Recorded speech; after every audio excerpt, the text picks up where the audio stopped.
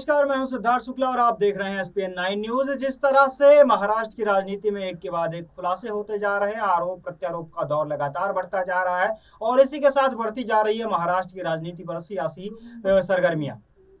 आप देख सकते हैं कि महाराष्ट्र की राजनीति में जब से अजित पवार ने पाला बदला है, जब से एनसीपी में दो फाड़ हुए हैं, तब से उद्धव ठाकरे जो है सबसे ज्यादा बयानबाजी करते हुए दिखाई पड़ रहे हैं। बयानबाजी करना इसलिए भी लाजमी है क्योंकि उन्हें पता है कि अजित पवार के महाराष्ट्र सरकार में शामिल होने के बाद अगर किसी की सामत आती हुई दिखाई पड़ रही है तो वह है एकनाथ शिंदे। एकनाथ शिंदे के ऊपर उन्होंने सही तौर पर जो है निशाना साधा है, कई बार साध चुके हैं और अब शिवसेना के उद्धव ठाकरे ग्रुप के मुखपत्र में यानी सामना में उन्होंने एक बार फिर से कहा है कि महाराष्ट्र की गद्दी, महाराष्ट्र की सत्ता ऐसे लोगों के हाथ में है जो कि महाराष्ट्र की संस्कृति के बारे में, महाराष्ट्र की सभ्यता के बारे में कुछ जानते ही नहीं है और वे महाराष्ट्र की दरिद्रता का कारण बनते जा रहे हैं जिन लोगों के हाथ में महाराष्ट्र की सत्ता है। ऐसी तमाम बातों के बारे में जो चर्चा हुई है और इन सभी चर्चाओं के बीच में इस बात को लेकर देखा जा रहा है कि अब महाराष्ट्र की राजनीति में उद्धव ठाकरे बार बार यह चाह रहे हैं कि जो विधायक उद्धव ठाकरे के समर्थन से जो छोड़ करके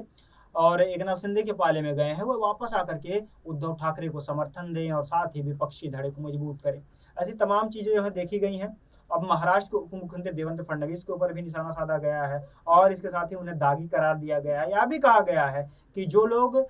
राज्य के जो है सांस्कृतिक दारिद्रता का कारण बनते जा रहे हैं उन लोगों का सत्ता पक्ष में भरमार होता जा रहा है। इसके साथ ही उन्होंने बीजेपी की सरकार के ऊपर, बीजेपी के आला कमान के ऊपर निशाना साधा कि एक समय ऐसा था कि जब एनसीपी के ऊपर और खास करके शरद पवार के ऊपर और अजित पवार के ऊपर भ्रष्ट होने का आरोप लगाया जाता था भाजपा के कार्यकर्ताओं के द्वारा, एकनाथ शिंदे के गुट के ऊपर जो है हमला बोला गया और देवेंद्र फडणवीस के ऊपर सीधे तौर पर हमला बोला गया कि ये वही देवेंद्र फडणवीस है जिन्होंने कई बार एनसीपी के कई नेताओं के ऊपर हमला बोला है। तो एनसीपी के नेताओं को जैसे कि उनके पार्टी में, उनके सरकार में शामिल हो चुके हैं, तो अब देवेंद्र फडणवीस यह साफ करें कि क्या सचिन पाय क्या किस तरह से जो है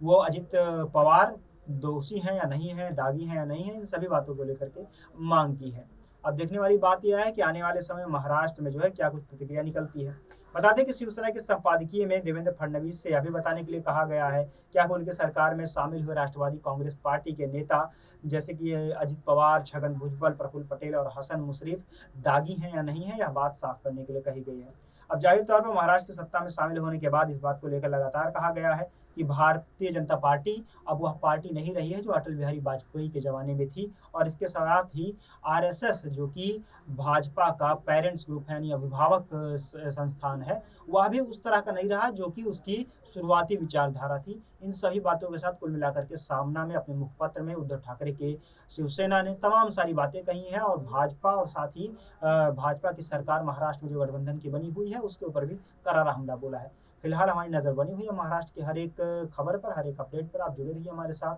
और देखते रहिए एसपीएन 9 न्यूज। धन्यवाद।